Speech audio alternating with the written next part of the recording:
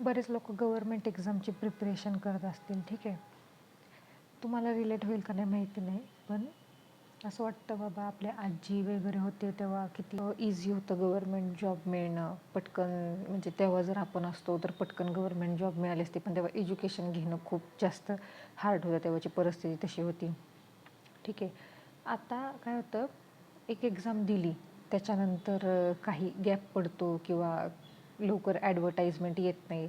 जेव्हा next advertisement येते आपण फॉर्म वगैरे फिल करतो, त्याच्यानंतर काही काही एक्झाम एक एक दीड वर्ष त्याचा काही पत्ताच नसतो.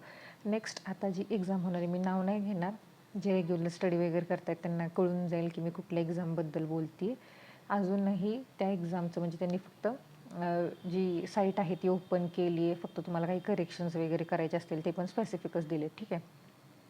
आता मी विसरली आहे, मी जो अभ्यास केला होता ना तो विसरली आहे मी.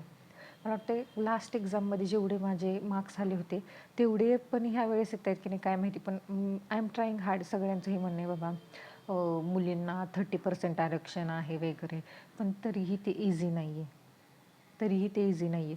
म्हणजे अभ्यास केलेला विसरून जातो आहे. आता मी परत सगळे बुक्स काढलेत, परत सगळा स्टडी करायला चालू केलं आहे. मला काही काही पॉईंट्स आठवतच नाही आहे. असं वाटतं आहे की हां बाबा हे ओळखीचा आहे प्रश्न, मी ह्याचं आन्सर देऊ शकते, पण त्याचं परफेक्ट आन्सर मला देता येत नाही आहे. सो आता परत स्टडी करायचा आणि परत एक्झाम चांगली द्यायची.